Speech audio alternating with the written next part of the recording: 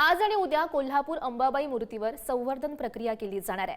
भाविकांची गैरसोय होऊ नये यासाठी कलश आणि उत्सव मूर्तीच्या दर्शनाची व्यवस्था सुद्धा केली गेलेली आहे। 2 दिवस मूळ मूर्तीचं दर्शन काही घेता येणार नाही।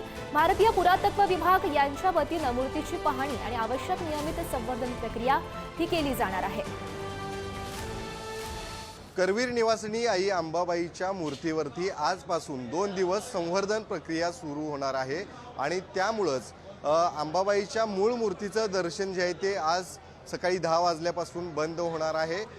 2 दिवस ही संवर्धन प्रक्रिया सुरू असणार आहे आणि त्यानंतर आपण ज्या ठिकाणी आता उभा आहोत त्याच पितळी उंबऱ्याच्या बाजूलाच उत्सव मूर्ती ठेवण्यात येणार आहे आणि त्या उत्सव मूर्तीचं दर्शन जे आहे ते भाविकांना घेता येणार आहे। आपण जर बघितलं तर या ठिकाणी तयारी जी आता सुरू झालेली आहे।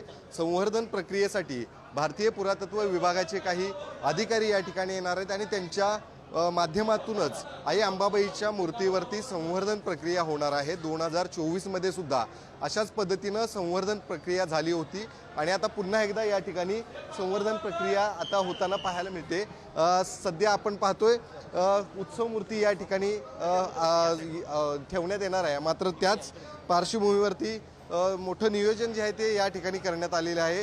महाराज देखील आहेत। सकाळपासून काय नित्यपूजा त्या ठिकाणी पार पडलेली आहेत का आणि 2 दिवस आता त्या बंद असणार आहेत, काय सांगाल? आणि उत्सव मूर्तीचं दर्शन आता या दरम्यान देवी तत्व भाविकांच्या दर्शनासाठी कलशामध्ये घेतलं जातं, ते दर्शनासाठी भाविकांना उपलब्ध केलं जातं।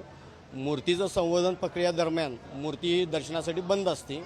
ज्यावेळी त्यांचं पुरातत्व खात्याकडनं तज्ज्ञांच्याकडनं अहवाल येईल बाबा व्यवस्थित झालं या वर्षीचं, त्यानंतर मूर्ती परत धार्मिक विधी होऊन मूळ तत्व दर्शनाला चालू होईल। कॅमेरामन ओंकार वळवडेसह शेखर पाटील, पुढारी न्यूज, कोल्हापूर।